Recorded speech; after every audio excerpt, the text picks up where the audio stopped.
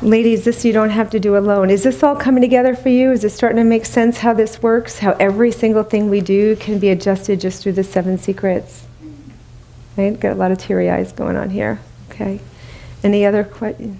Marcie, you have a question? Thank you, too. Thank you.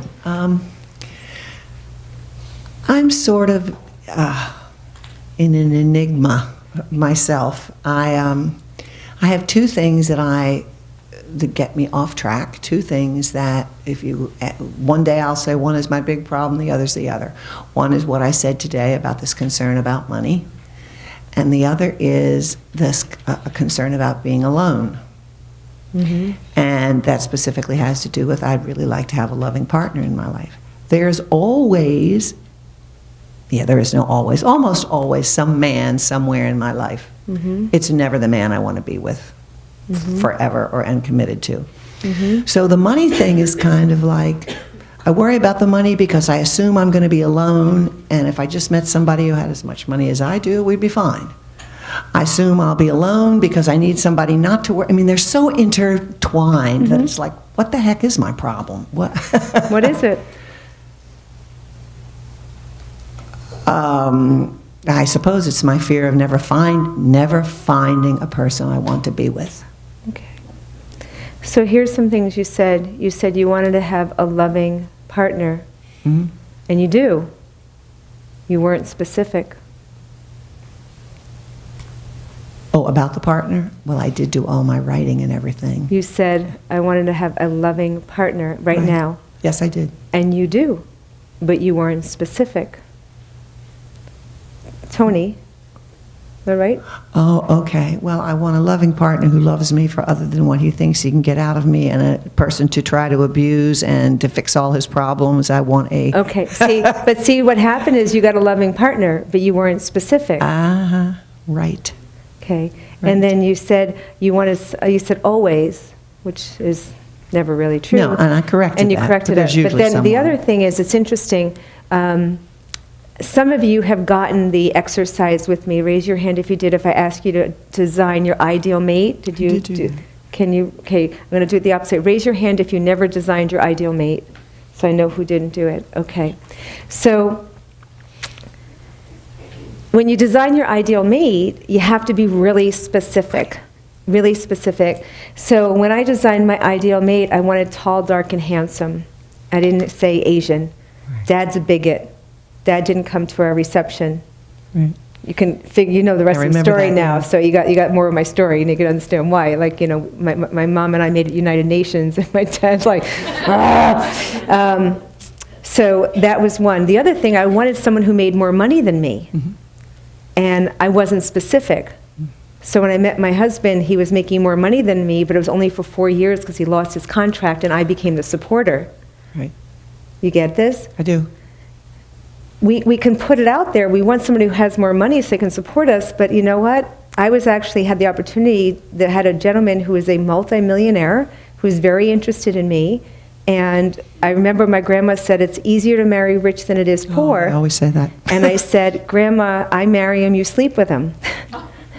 I said, no, because I didn't want to do that, because money is not going to buy you everything. It really doesn't, because you better love the person whether they have it or they don't. So we make decisions, we think that's what's going to make us okay. It's part of the expectations not meeting reality, and it's part of the not being specific also. But the truth is that all those fears, again, are just made up, and it's really for another reason, because it gives you also the ability to feel significant that there's a problem, to connect with yourself that things aren't the way you want it to be. When you really want love, you're settling for connection and relationships that you don't even want to be in. I'm settling for connection, period. Yes, I know. I agree. And then what it does is it gives you certainty whether you know it or not, because you know exactly what you got. So what is that right now, Marcie? It's an addiction, which is why I can't bring myself to break up with him and have 3 times and always go back. Yeah, and because you actually are looking for something to replace him with first. Well, that's not going to happen because my funnel's full. Yeah, so I want you to hold that with 2 hands. I mean, I can't even sign up for Match. I'd feel guilty. Okay, so 2 hands. Okay, I want you to take this. This is the ideal man. He is the man of your dreams. He's unbelievable. He is charming, brilliant, kind, loving, financially independent, wants to travel all around the world with you. He wants to travel all around the world with you, and he wants to take you everywhere and sweep you away. And he is your knight in shining armor, but your hands are full. I know.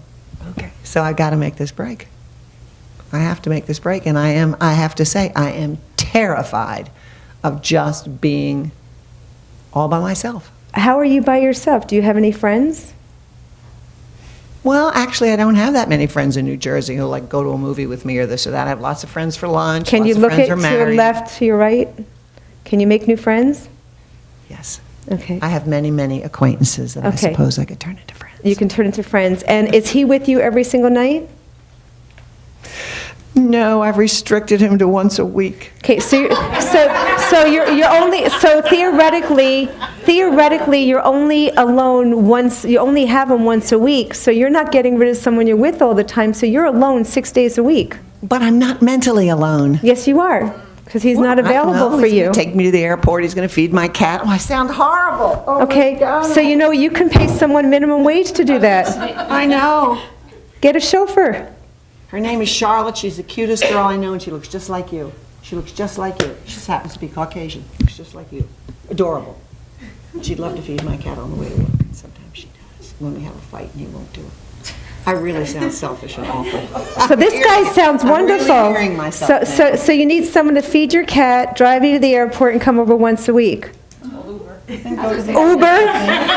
got Uber, and we got a cat of somebody who'll do a Lyft, and we got somebody who'll take care of the cat. What else do we need him for? Nothing, because the last 2 weeks I told him he couldn't stay over and he had to go home too. Oh, so we're already really getting. Basically nothing out of this, and I'm being very selfish. Yeah, but what you're getting out of it is you get to connect to feeling bad, being significant. You have a problem. For God forbid, Marcie is just happy. I'm usually pretty not happy when he isn't there. Why is that? don't I know. think I know why that is. Why? Because there's always been, but he's not it, I thought he was. There's always been, almost always, very consistent in my life, someone, starting with my father, who was just sort of, you know that song, Wind Beneath My Wings, who Yeah. believed in me and thought that I was wonderful and could do everything. And Okay.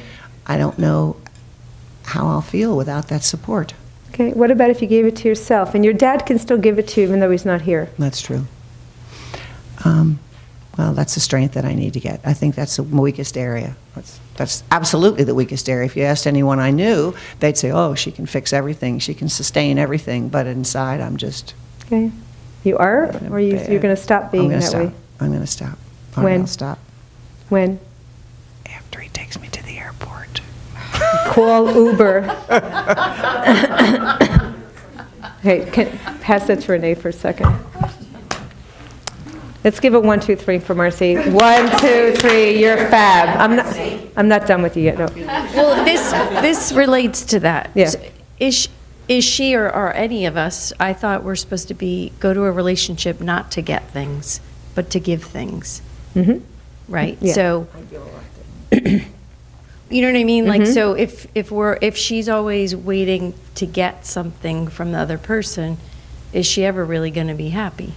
Well, the answer is no. We should be going into and she didn't get that training yet. You've gotten a head start on it, but thank you. So here's what But Renee. I do want to say it started with me being the giver. And that's why it stayed.